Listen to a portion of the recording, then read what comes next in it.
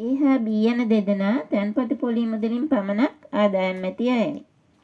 A කියන තැනැත්තා කෝටි 1ක් 10% පොලියට වසරක් පාසා තැන්පතු අලුත් කරමින් වසර 5ක් තුල ලක්ෂ 10 බැගින් පොලී ආදායම ගනී. ඔහු වසර 5ට ලක්ෂ 50ක පොලී ආදායමක් ගන්නවා. ඒ වසර 5ටම ජීවන වියදමයි. ඔහුගේ ආදායම වසරකට ලක්ෂ 10නේ. ඒ නිසා ඔහුගේ ආදායම වසරකට සහන මුදල ලක්ෂ 10ට අඩු කළාම වසර 5ටම එයාට ටැක්ස් එකක් ගෙවන්න නැහැ. දෙවනියා Bද රුපියල් කෝටි 1ක් 10% පොලියට වසර 5ක දීර්ඝ තැන්පතුවක් දානවා. එයා දාන්නේ වසර 5 දීර්ඝ තැන්පතුවක්. ඔහුට පළමු වසර 4ට සතයක පොලියක් බැංකුවෙන් අතට නොදෙයි. වසර 5 අවසානයේ බැංකුවෙන් එකපාර ලක්ෂ 50ක පොලී මුදලක් ගෙවනවා. ඒ වසර 5 අවසානයේ. එහෙත් ගෙවුණු වසර 5ට ජීවන වියදම ඇත. ඒ නිසා ඔහු මෙම ආදායම ලැබුවේ ගෙවුණු වසර 5ටමයි. සමහරට ණයටගත් මුදල් ගෙවීමටද ඇත. ඔහුගේ තැන්පතුවේ පළමු වසර 4ට බදු අය කරන්නේ නැතුළු. පළමු වසර 4ටම බදු ටැක්ස් එකක් ගන්නෙ නැහැලු. වසර 5 අවසානයේ ලැබෙන සම්පූර්ණ පොලී මුදල එම වසරට පමණක් සීමා වූ පොලියක්ද නෙමේ. එය එම වසරට පමණක්ම ලැබුණු ආදායමක් කිව්වොත් වැරදි. සමහරු කියන විදිහට එම වසරේ ආදායම විදිහට ගණන් තියලා අන්තිමටම ලැබෙන පොලියට බදු අය කරනවලු. එහෙම කළොත් එයාට අන්තිමටම ලැබෙන අවුරුදු 5 අන්තිම ලැබෙන රුපියල් ලක්ෂ 50ට 10% බද්ද වෙන්නේ ලොකු මුදලක්. මේන් සහන ලක්ෂ 10ට අඩු කළත් ඉතිරි ලක්ෂ 32ට බදු අය කරනවා නම් ඒකත් වැරදි.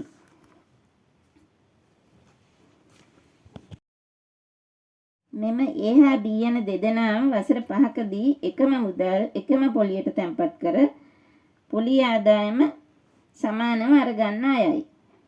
වසර 5ටම දෙන්නම ගන්නේ එකම පොලී මුදලක්. Bට පමණක් වෙනස් බදු ප්‍රමාණයක් වෙන්න බෑ. එහෙම නොවිය යුතුයි.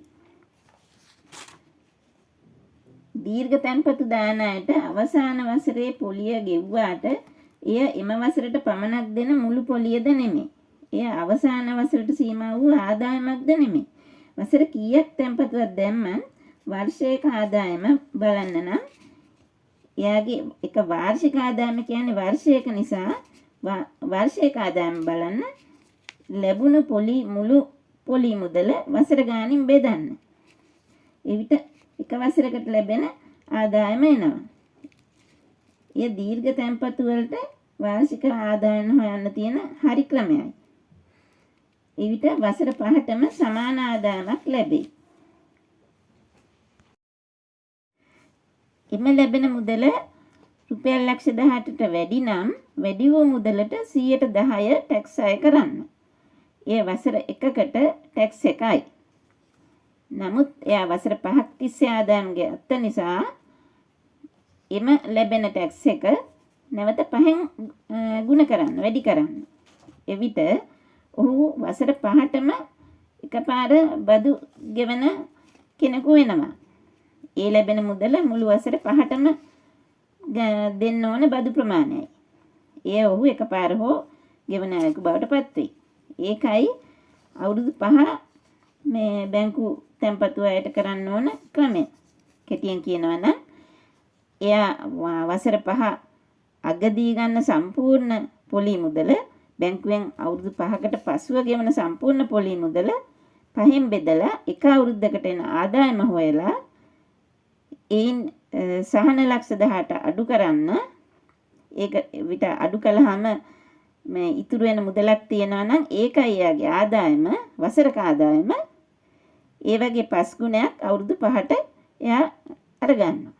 ඒ එක වසරක ආදායමට 10% බැගින් ටැක්ස් එක හොයලා ඒ වගේ 5 ගුණයක් අය කළාම එම වසර 5ටම එයා ගෙව්ව බදු ප්‍රමාණය වෙනවා. ඒකයි හරි ක්‍රමය. එහෙම නැතුව මේ කලින් කිව්ව විදිහටම සමහරු කියන විදිහට ඒ අන්තිම වසරට පමණක් සීමා වෙච්ච ටැක්ස් එක මේ රුපියල් ලක්ෂ 50ක් කියමුකෝ. ඒ රුපියල් ලක්ෂ 50ට අන්තිම වසරට විතරක් ටැක්ස් අය කරනවා කියලා ඒ ලක්ෂ 50න් ලක්ෂ 18ක් අඩු කරලා ඉතුරු ලක්ෂ 32කට මේ බදු 110 බදු අය කළොත් ඒක ඇත්තටම වැරදි. දැන් මේ ගැන ඔයාලට අදහසක් ඇති වෙයිනේ. මේ ගැන හිතන අදහස් කමෙන්ට් විදියට ලියන්න. හරි කියලා හිතනවා නම් කැමති අයට ෂෙයා කරන්න, ලයික් කරන්න. මම ඊළඟ වීඩියෝ එකේ මීට වැඩි උදාහරණ ඇතුව ලියන්න. එහෙනම් ස්තුතියි ඔබ සැමට.